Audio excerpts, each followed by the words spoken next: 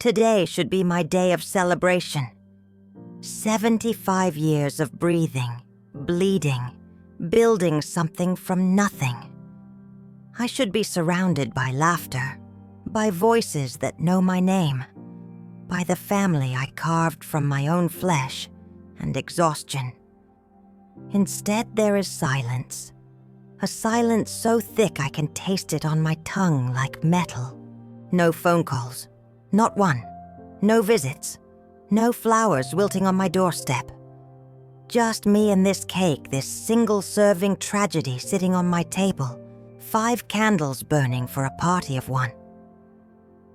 I wonder how it happened. How the work of my entire life, every sacrifice, every sleepless night, just vanished on the day that mattered most. The pain isn't about being 75. It's deeper than age, sharper than time. It's the realization that all my sacrifice bought me nothing but abandonment.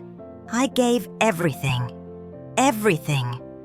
And today, I sit alone, wondering if I was ever really seen at all, or if I was always just a shadow, a wallet, a means to someone else's end. I close my eyes and I'm back there, back in the factory, the machines screaming, the heat pressing down on my skull like a vice. I had a fever that day. I remember because my hands were shaking so badly, I could barely grip the tools. But I couldn't leave. I had mouths to feed. Tiny mouths that didn't understand why dinner came late. I remember rocking my daughter at 3 a.m, her body hot with illness, my own body screaming for sleep. I remember the weight of her in my arms, the smell of her sweat-soaked hair. I held her until dawn broke through the curtains, and then I went straight to work. No rest, no pause. Just the relentless march forward because that's what parents do. My 50th birthday came and went without ceremony. I was supposed to celebrate. My friends had planned something small, nothing extravagant. But my son needed tuition money. The college acceptance letter had arrived, and with it, a bill that made my stomach turn. So I skipped my birthday. I worked a double shift instead and wired the money the next morning. I told myself it was worth it, that his future mattered more than my cake, my candles, my one day of feeling special. I told myself that parenthood meant erasing yourself so your children could be written in bold letters. And I believed it. God help me. I believed it with my whole heart. I became invisible early. So early I forgot what it felt like to be seen. Every promotion I negotiated, every raise I fought for, it wasn't for me.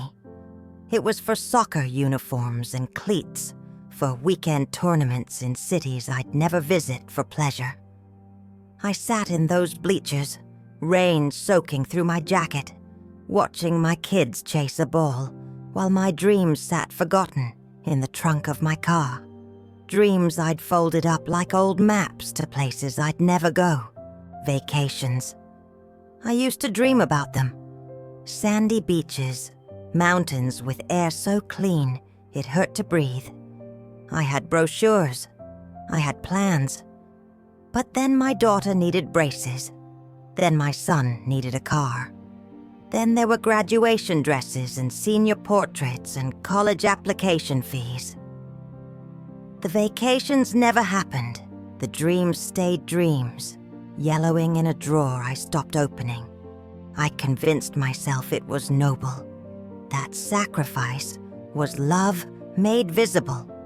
That every piece of myself I gave away was proof of my devotion. I thought they'd remember. I thought they'd see the weight of it, the enormity of what I carried so they could walk lighter. But memory is a funny thing. It forgets the weight. It only remembers the walking. I became a wallet, a shadow, A voice on the phone saying yes when I meant no, offering money when I needed rest. I learned to smile through exhaustion, to celebrate their victories while my own defeats piled up like unopened mail. And somewhere along the way, I disappeared. Not all at once, slowly, like ink fading in sunlight until the page looks blank. They grew up. Of course they did. That was the plan, wasn't it?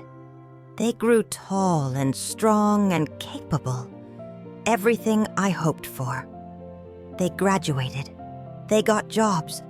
They fell in love.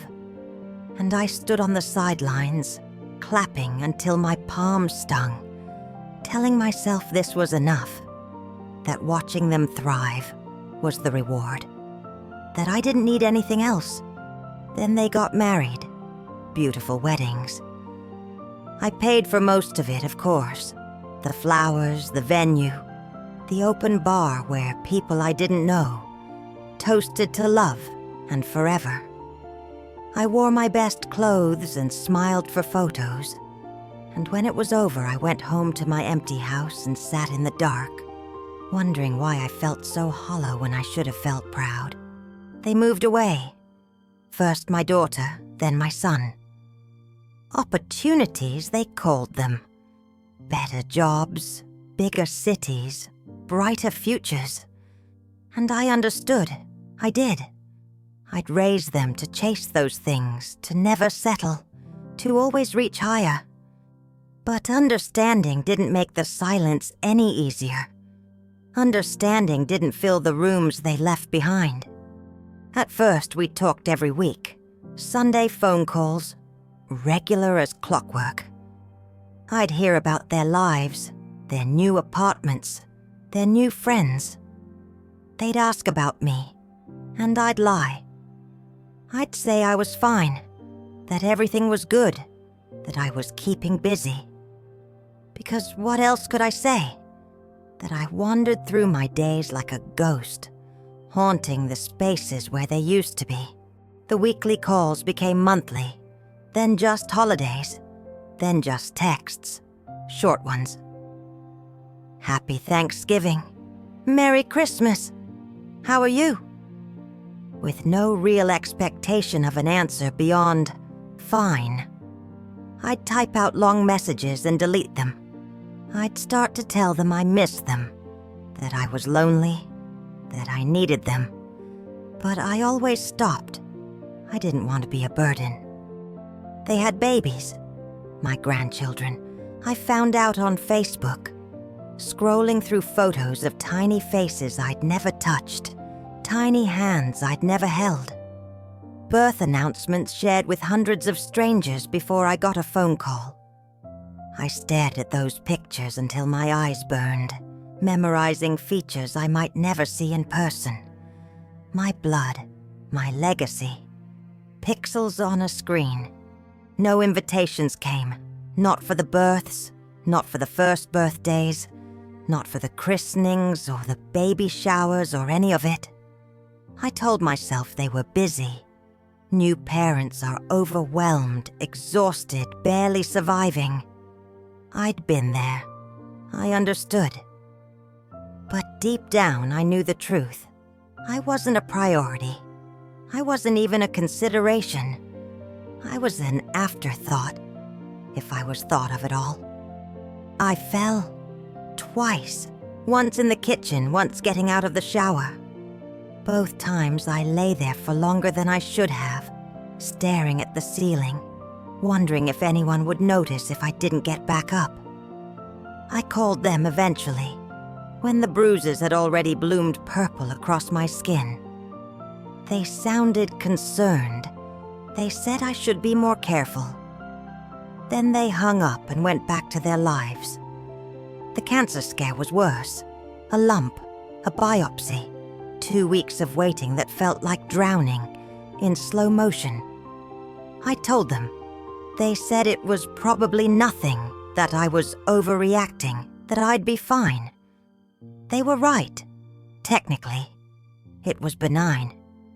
But their dismissal, Their casual certainty that I was fine before the results even came back. That hurt worse than the needle. The distance wasn't miles. I understood geography.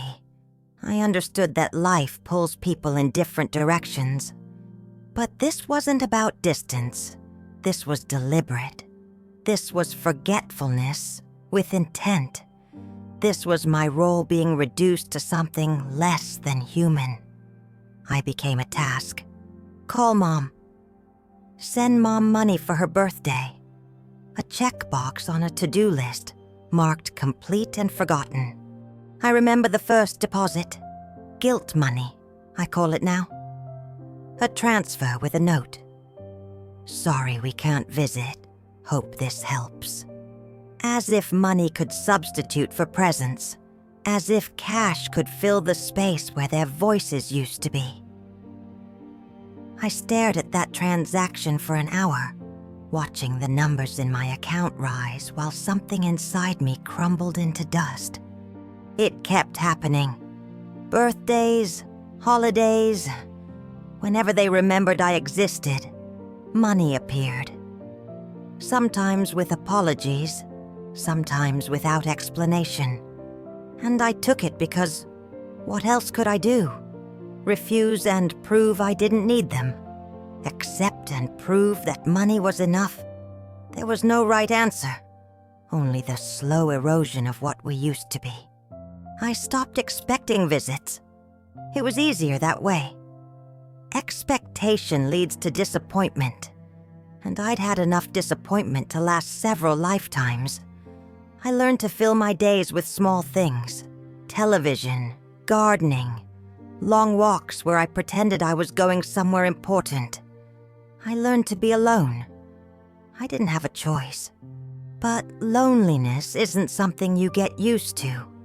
It's not like cold weather or hard work. It doesn't build calluses. It just digs deeper, carving out spaces inside you that echo with every breath. I'd wake up and the first thought wasn't gratitude for another day. It was dread. Another 24 hours of silence. Another rotation of the earth with no one to share it with. I started talking to myself. Not intentionally at first. Just small comments here and there. Where did I put my glasses? That's a nice sunset. But it grew.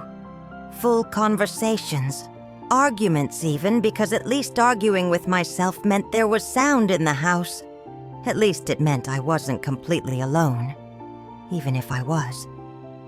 Nights were the worst. Darkness amplifies everything. The silence becomes physical, pressing down on your chest until breathing feels like work.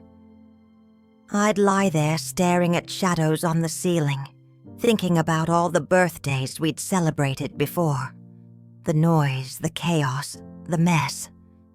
I'd give anything for that mess now. Anything for sticky fingers and spilled juice and laughter that shook the walls. I thought about calling them, begging them to visit, to acknowledge me, to see me as something more than an obligation. But pride is a stubborn companion. It kept my fingers still, my phone silent. What would I even say? Please love me. Please remember I exist. You can't beg for affection. It either exists or it doesn't. And increasingly, it felt like it didn't. Then came my 75th birthday. Today. I woke up with something close to hope. Foolish, maybe, but hope nonetheless. 75 is significant, a milestone. Surely they'd remember, surely they'd call, visit, send something beyond a text message. Surely this day, of all days, I wouldn't be forgotten. I should have known better. I waited by the phone all morning.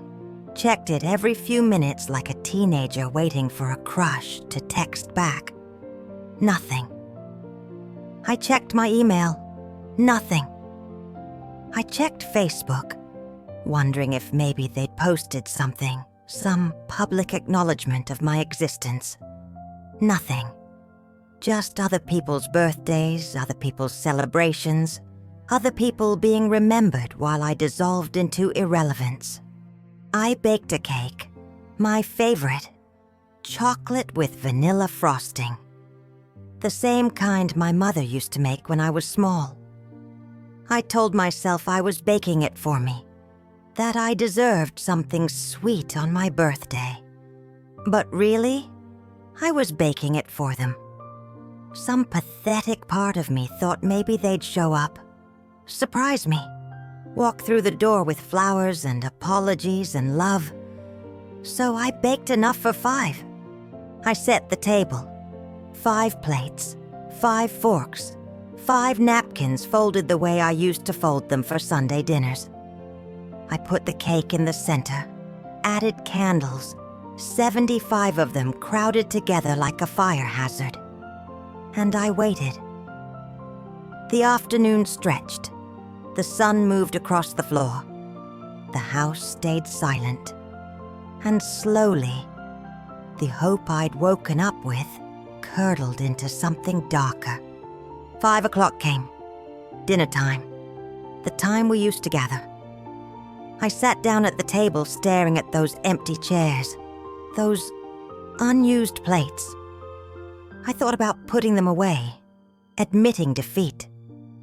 But I couldn't move. I just sat there, frozen, while the truth settled over me like a shroud.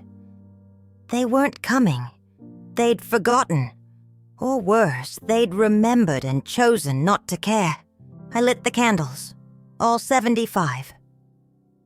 The flames wavered, casting dancing shadows across the kitchen. I closed my eyes and made a wish, the same wish I make every year. I wished they were here. I wished for their voices, their laughter, their presence. I wished for the family I thought I'd built. Then I opened my eyes, took a breath, and blew out the candles alone. The smoke curled up toward the ceiling, disappearing into nothing, like me. Like everything I'd given. I cut a slice of cake, put it on my plate, took a bite. It tasted like ash, like every unsaid word, every swallowed complaint, every sacrifice that went unnoticed. I couldn't finish it. I just sat there staring at the empty chairs, feeling emptier than I'd ever felt in my life. Flashbacks came then. Uninvited but relentless. The hospital. Not this birthday, but others. Times when I'd been sick, truly sick, and they'd visited out of obligation rather than love.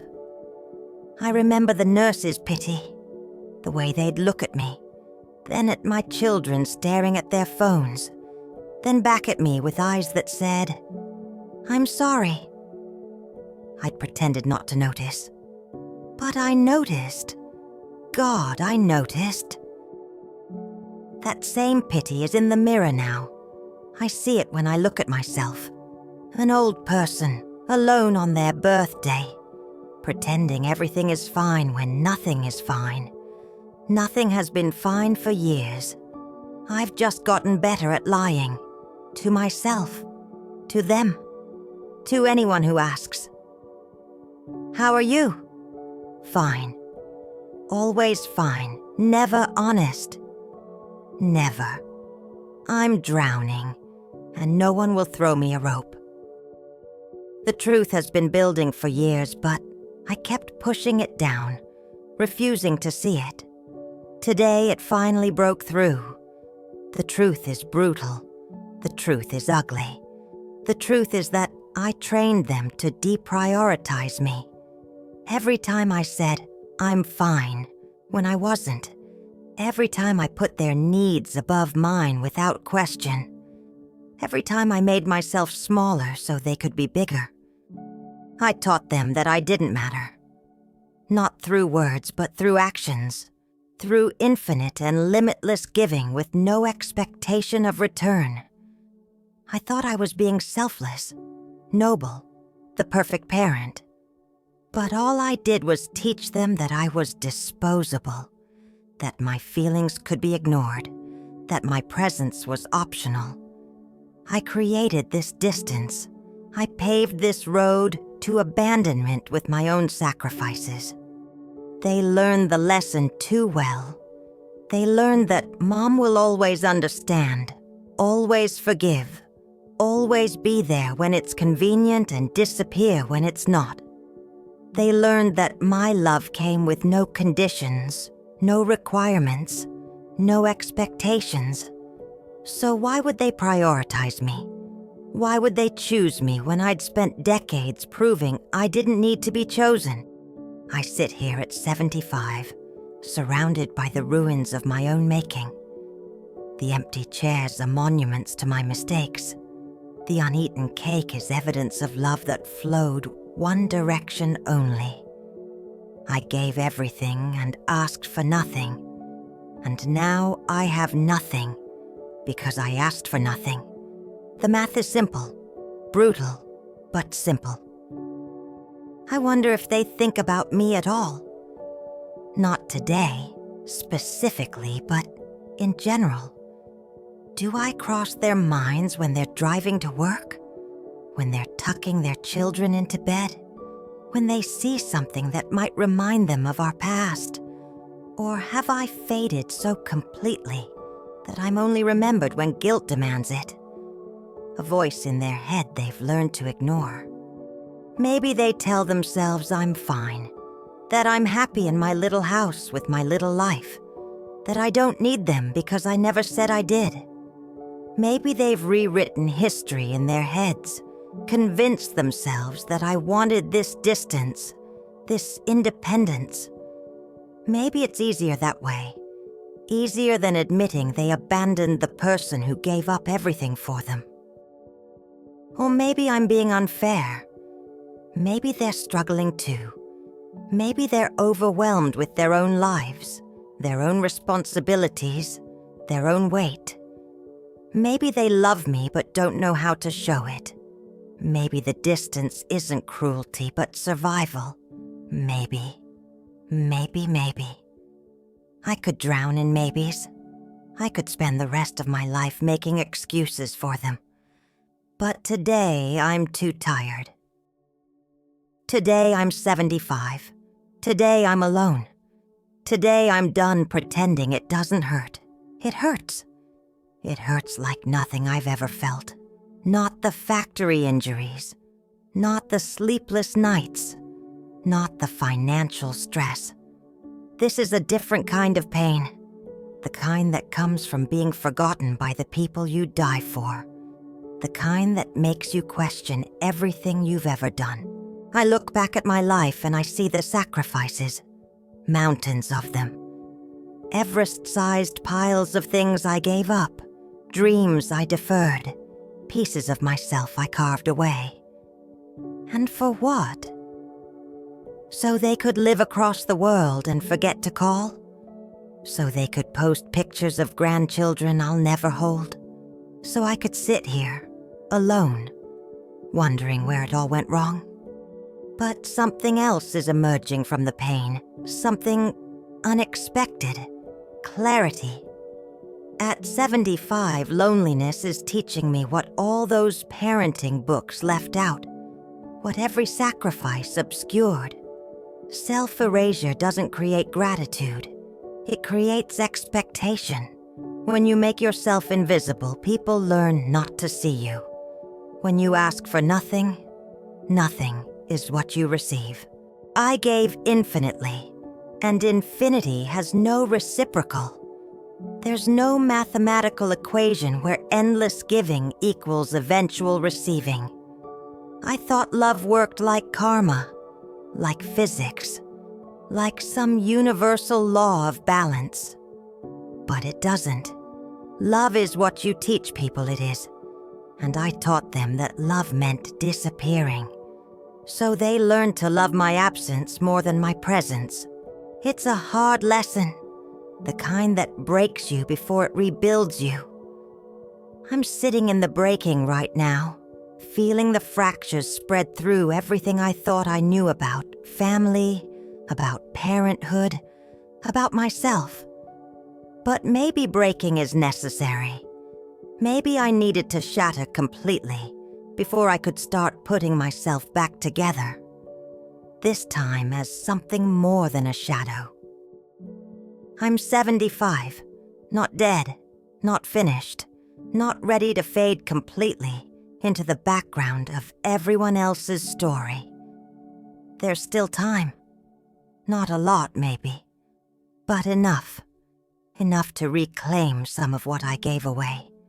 Enough to remember who I was before I became defined entirely by who I was to other people. Enough to build something that's mine. I started small, an art class for seniors at the community center. I almost didn't go. The voice in my head said I was too old, too inexperienced, too late. But I went anyway. I walked into that room full of strangers and picked up a paintbrush for the first time in 50 years. And something happened. Something I didn't expect. I felt joy. Real joy. Not the vicarious kind I'd been living on for decades. The joy that comes from watching your children succeed. This was mine. Direct, unfiltered. The slide of paint across canvas, the mixing of colors, the way my hands remembered movements I thought I'd forgotten. I painted terribly at first, but I didn't care. I was creating something that belonged to no one but me. The other people in the class became friends, slowly, carefully, like people do when they've been hurt. We'd have coffee after class, talk about our paintings, our lives. I told them about my birthday, about the empty chairs and the uneaten cake. And they didn't pity me. They understood, because they'd been there too. Different details, same loneliness, same realization that we'd given ourselves away. We made a pact, my new friends and me. We'd celebrate each other. Every birthday, every milestone, every small victory. We'd be the family we'd wanted our children to be. Not as a replacement, but as a reminder. A reminder that we still mattered, that we still deserved to be seen. That 75 wasn't an ending but a beginning. A chance to rewrite the story we thought was finished. I'm learning to be selfish. That's what my daughter would call it if she knew. Selfish. But I'm learning that selfishness isn't always bad. Sometimes it's survival. Sometimes it's necessary. I'm learning to say no, to prioritize my needs, to ask for what I want instead of waiting for someone to offer it. I'm learning to take up space instead of shrinking to accommodate everyone else. It's hard. Decades of conditioning don't disappear overnight. I still catch myself apologizing for existing, for needing, for wanting. I still feel guilty when I spend money on myself instead of sending it to my children. But I am practicing. Every day, I practice being a person instead of a ghost. And slowly, it's getting easier. I called my daughter last week, not to wish her happy birthday or congratulate her on something. I called because I wanted to talk, and when she asked how I was, I told the truth. I said I was lonely. I said I missed her. I said I needed her to try harder. The silence on the other end was deafening, but I didn't fill it. I didn't make it easier. I let it sit there, heavy and uncomfortable. She promised to do better. I don't know if she will. Promises are easy. Follow through is hard. But I said what I needed to say. I broke the pattern of pretending everything was fine, And whether she changes or not, I've changed. I've stopped being complicit in my own erasure. That's something. That's a start. I think about other people like me. Other parents sitting alone on birthdays that should be celebrations. Other grandparents staring at Facebook photos of grandchildren they'll never touch. Other ghosts. Haunting houses full of memories that no one else seems to remember. And I want to tell them something. I want to say it's not too late. But I also want to tell everyone else something more important. If you have parents, grandparents, elders in your life, observe them. Really see them. Not just on holidays. Not just when guilt reminds you they exist. See them before their milestones pass in silence, before loneliness becomes their constant companion, before they disappear completely and you're left with regret instead of relationship. Your parents are aging while you're busy living. Their bodies are failing while you're focused on your career. Their hearts are breaking while you're building your own family. And one day, sooner than you think, they'll be gone. And you'll wish you'd called more, visited more, paid attention. You'll wish you'd seen them when they were still here to be seen. Don't wait for a crisis. Don't wait for a hospital bed or a funeral or a birthday that passes in silence before you realize what you've lost. Pick up the phone. Show up at their door. Ask them real questions and listen to real answers. Love them while they're still here to receive it. Because love after someone's gone isn't love. It's grief. And grief is the price we pay for neglect. I'm not saying coddle them. I'm not saying sacrifice yourself the way I did. Balance is possible. Reciprocity is possible. You can love your parents without erasing yourself. You can honor them without being consumed by obligation. But you have to try. You have to make them a priority. Not the only priority, but a priority. Because they made you their everything once. Don't make them your nothing now. Love demands reciprocity. That's what I've learned. Real love, healthy love, sustainable love. It flows both ways. It gives and receives. It asks and answers. It shows up and allows itself to be shown up for. What I had wasn't love. It was martyrdom. And martyrdom doesn't create connection. It creates resentment, distance, and eventually, abandonment. I think about the parent I was. The one who gave everything and asked for nothing. I thought I was being noble, self-sacrificing, the ideal of parenthood.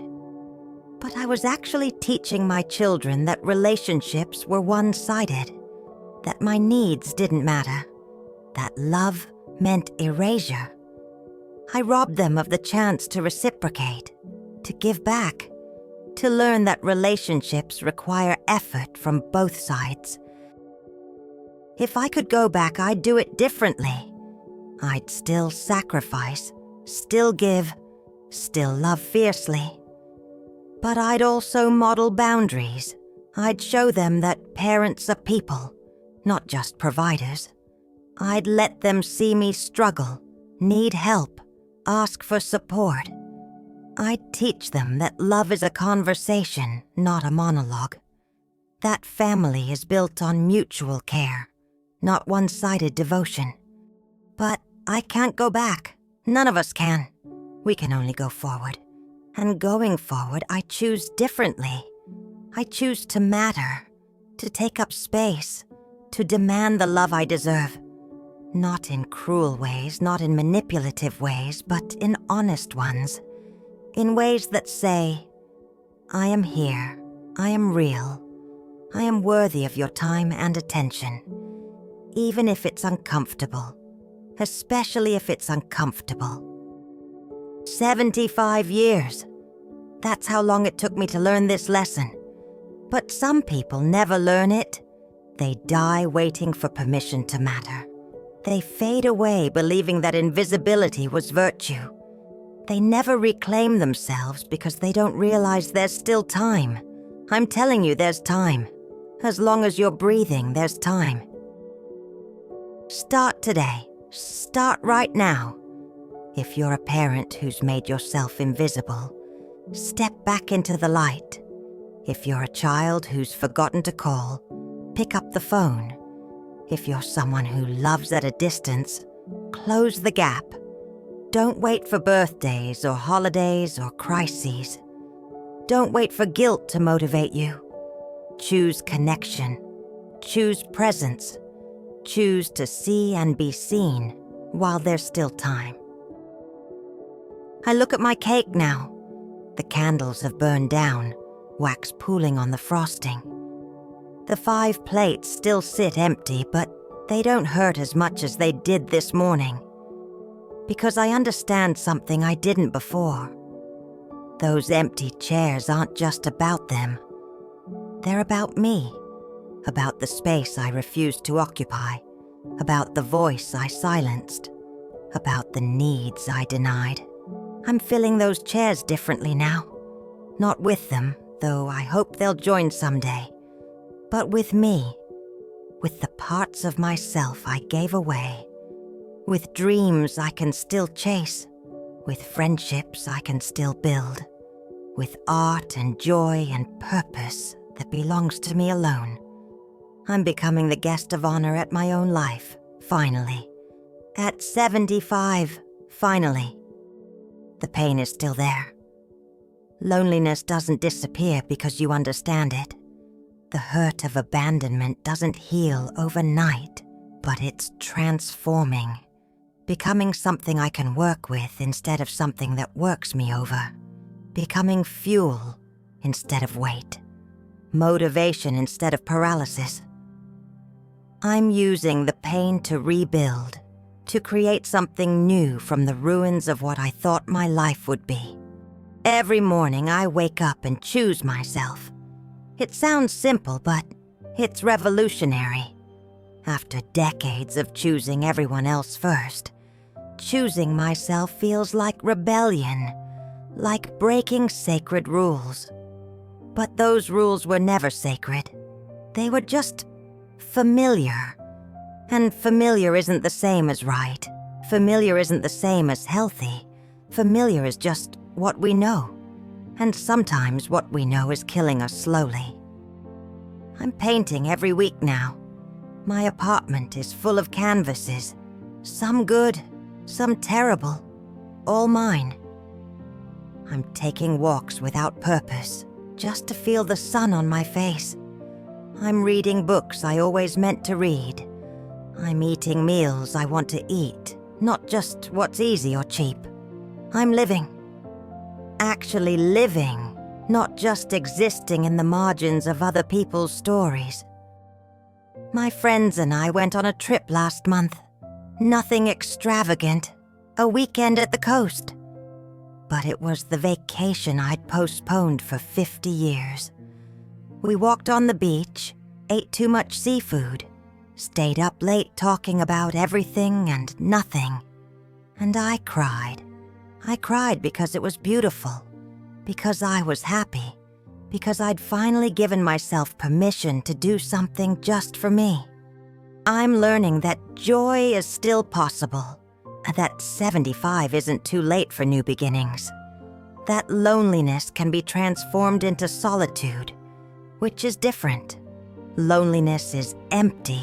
Solitude is full of yourself, your thoughts, your creativity, your peace. I'm converting my loneliness into solitude, slowly, painfully, but I'm doing it. I still hope my children will come around. I still imagine birthdays where all 5 chairs are filled, where grandchildren climb into my lap and call me by name instead of through a screen, where my sacrifices are remembered and appreciated. I still hope, but I'm not waiting anymore. Hope is fine. Waiting is death. So I hope while I live. I hope while I create. I hope while I fill my life with meaning that isn't dependent on them. I want to tell other parents something important. Something I wish someone had told me. Your children owe you basic respect and care. Not servitude, not their entire lives, not constant attention, but basic acknowledgement of your humanity.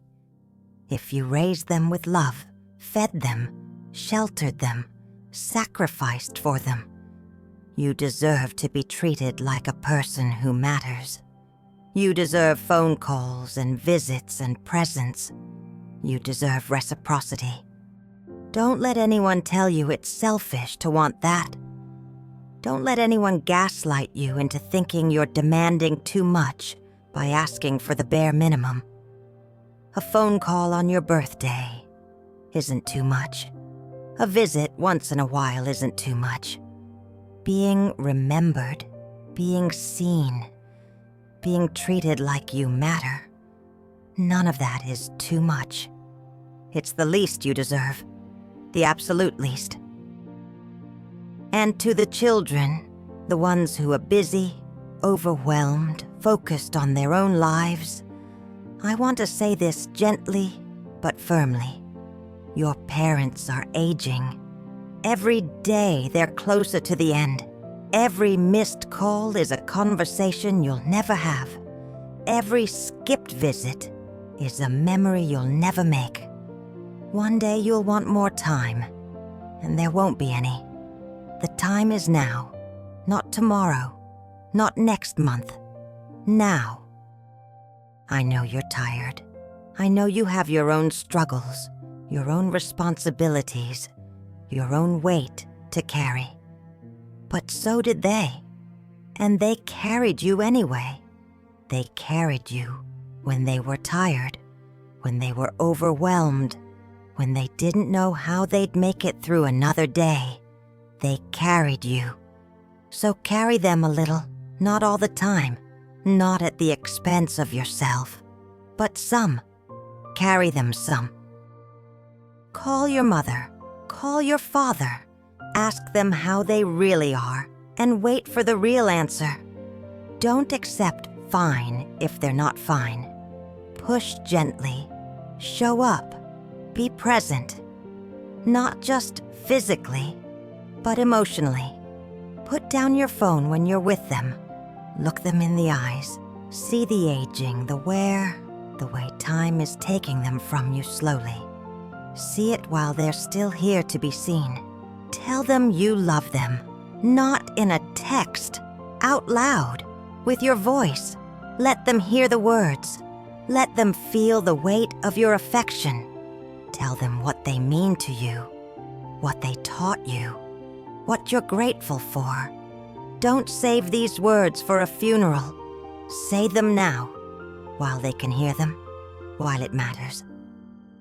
And if you've been distant, if you've forgotten them, if you've let months or years pass in silence, it's not too late. It's never too late while they're still breathing. Call today, right now. Put this down and call them. Apologize if you need to. Explain if you want to. But mostly just connect. Just be there. Just remind them they're not forgotten, that they still matter, that you still see them. Because here's the truth, the brutal, beautiful truth. They won't be here forever. One day you'll pick up the phone and they won't answer. One day you'll want to visit and there will be nowhere to go. One day, all you'll have are regrets and what-ifs and wishes that you'd done more, said more, been more present. Don't live in that day. Live in this one, where there's still time, still chance, still possibility. 75 taught me that time is not infinite, that someday isn't guaranteed, that waiting for the perfect moment means missing all the imperfect ones that actually matter, Life is happening now. Love is needed now. Connection is possible now, not later. Not when things calm down or when you have more time or when it's more convenient. Now, this moment, this breath, this heartbeat. I think about my own parents sometimes, the ways I failed them, the visits I postponed, the calls I cut short because I was busy with my own children, the times I chose convenience over connection.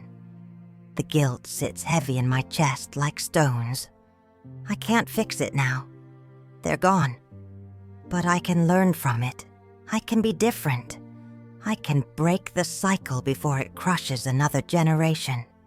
I can teach my children, even now, even through my pain, what reciprocity looks like. I can show them that relationships require effort from both sides. That love isn't just about what you receive as a child, but what you give back as an adult. That family doesn't end when you leave home. It evolves. It deepens.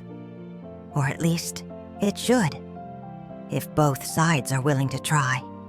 My 75th birthday won't be my last lonely one, unless something changes. I know that. I'm not naive anymore.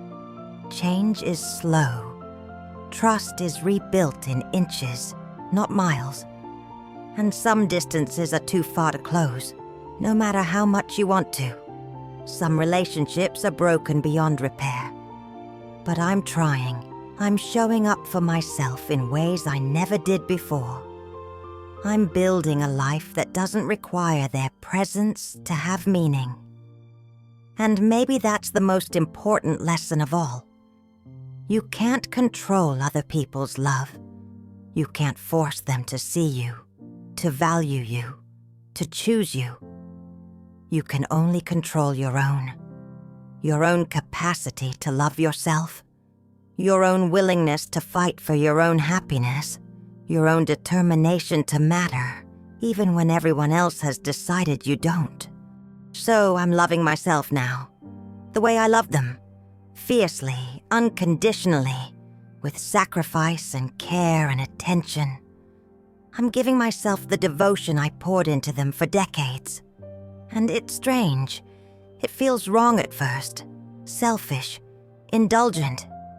But it's not. It's necessary. It's survival. It's the only way forward that doesn't end in complete dissolution. I have to matter to myself if I'm going to make it through the years I have left. I'm creating new rituals, new traditions that are mine alone. Every Sunday morning I make myself a special breakfast, pancakes or omelets or whatever I'm craving. I set the table nicely with my good dishes, the ones I used to save for company that never came. I light a candle. I sit down, and I eat slowly, savoring every bite, celebrating the fact that I'm still here, still breathing, still capable of joy. I'm writing letters I'll never send, to my children, to my younger self, to the parents I wish I'd been. I'm putting all the unsaid words on paper, watching them spill out like blood from a wound that's finally been opened. It hurts. God, it hurts. But it's also healing. Each word is a release. Each sentence is a step toward acceptance. Each page is proof that I existed, that I felt, that I mattered, even if only to myself. I'm learning to celebrate small victories, the days I get out of bed even when I don't want to, the moments I choose hope over despair, the times I reach out to my new friends instead of isolating, the hours I spend painting instead of drowning in regret. Each small choice is an act of rebellion against the loneliness that wants to consume me. Each moment of joy is proof that I'm still alive. I'm making plans for the future. Not big ones, not grand gestures. Just small things to look forward to. a museum exhibit next month, a painting class in the spring, a trip to the botanical gardens when the roses bloom. These plans are anchors, keeping me tethered to tomorrow when today feels unbearable. They remind me that there's still life to be lived, still beauty to be witnessed, still reasons to keep going. I'm forgiving myself for the mistakes I made as a parent, for the boundaries I failed to set, for the self-erasure I chose thinking it was love, for all the ways I failed myself in service of others. Forgiveness doesn't come easy. It's a daily practice, a conscious choice. Some days I slip back into blame, into regret, into the dark spiral of what-ifs. But I'm trying. I'm learning to be gentle with the person I was who didn't know better. I'm also forgiving them, or trying to. My children, for the distance, for the silence, for the forgotten birthdays, and the superficial texts, for prioritizing their lives over mine. Because holding on to anger is like drinking poison and expecting them to die. The anger only hurts me. It changes nothing. So I'm choosing to let it go, not because they deserve forgiveness, but because I deserve peace. This is my message to everyone listening. To the forgotten parents, the lonely elders, the people who gave everything and received silence in return. You still matter. You are still here. Your story isn't over. Reclaim yourself. Build something new from the ashes of what you thought your life would be. Find joy in unexpected places. Create meaning that doesn't depend on anyone else's validation. You spent decades making other people's lives beautiful. Now make yours beautiful. You've earned it. You deserve it. Start today. Start right now. Pick up that hobby you abandoned. Call that friend you've been thinking about. Book that trip you've been postponing. Do something, anything, that reminds you that you're still a person with desires and dreams, and the right to pursue them. And to everyone else, to the children, and the busy and the distracted, to those who have parents and grandparents still breathing, look around. See who's fading while you're focused elsewhere. See who's waiting by the phone. See who's setting extra plates at the table hoping you'll surprise them. See who's dying slowly from loneliness while you're living your best life. Call them, not tomorrow, not next week, today, right now. Tell them you love them. Ask them about their day. Listen when they talk instead of scrolling through your phone. Visit them. Show up at their door with flowers or groceries, or just your presence. Sit with them. Hold their hand. Look into their eyes and really see them. See the person they are now, not just the parent they used to be. Don't let anyone's 75th birthday pass in silence. Don't let loneliness be anyone's inheritance. Don't wait until it's too late to realize that presence is the only gift that actually matters. That all the money in the world can't substitute for your voice, your time, your attention. That your parents don't need your guilt deposits.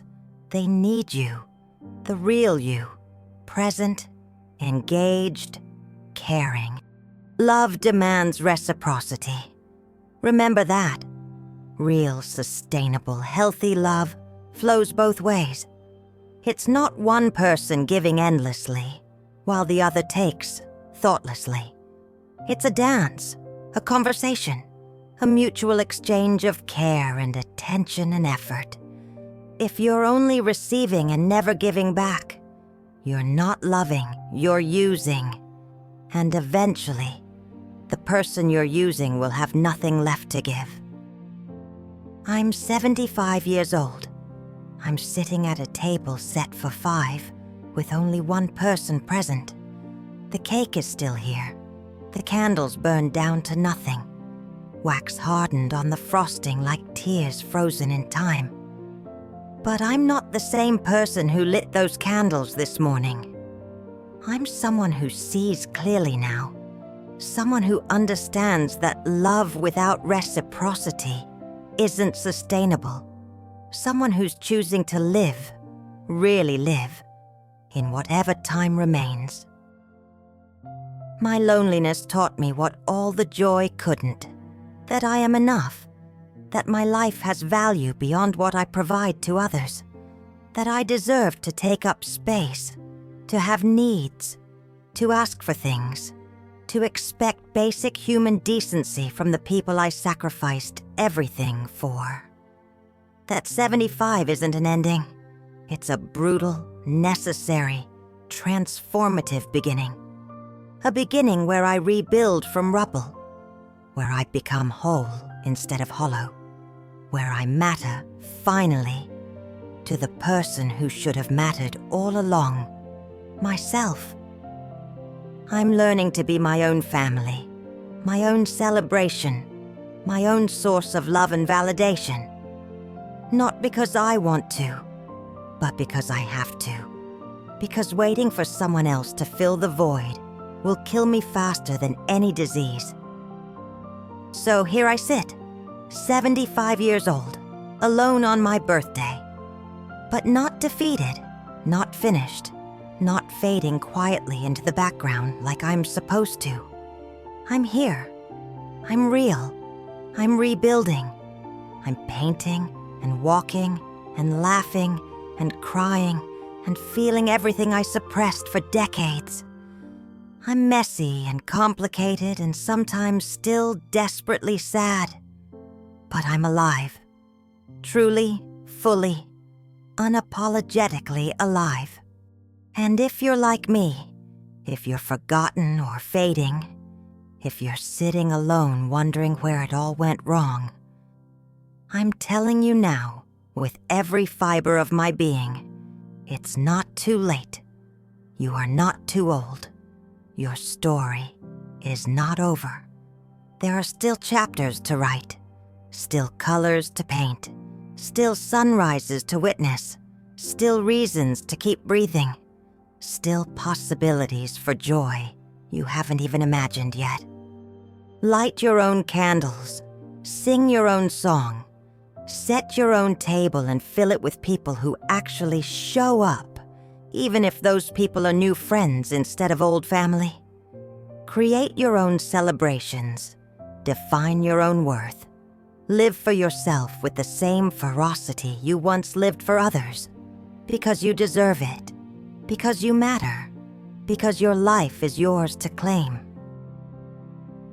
75 is not the end. It's the beginning of the rest of your life. The part where you finally put yourself first, where you stop apologizing for existing, where you demand the love and respect and basic human decency you've always deserved, where you transform loneliness into solitude, pain into wisdom, abandonment into independence, where you become, at last, the person you sacrificed for everyone else. Make it count. Make every moment count. Because time is finite and precious and running out for all of us. Don't waste another day waiting for permission to matter. Don't spend another year making yourself small. Don't let another birthday pass in silence. Stand up. Speak up. Show up for yourself the way you always showed up for everyone else. You've given enough. Now it's time to receive, even if you have to give it to yourself. This is my truth, my 75th birthday truth, born from silence and loneliness and the ashes of everything I thought love meant. It's painful and raw and imperfect, but it's mine. And I'm learning that mine is enough, that I am enough, that even alone, even forgotten, Even sitting at a table set for 5 with only me present, I am still worthy of love, starting with my own. The end. Every week on Mondays, Tuesdays, and Thursdays, we'll have new videos with new stories. Subscribe to the channel and turn on notifications so you don't miss out.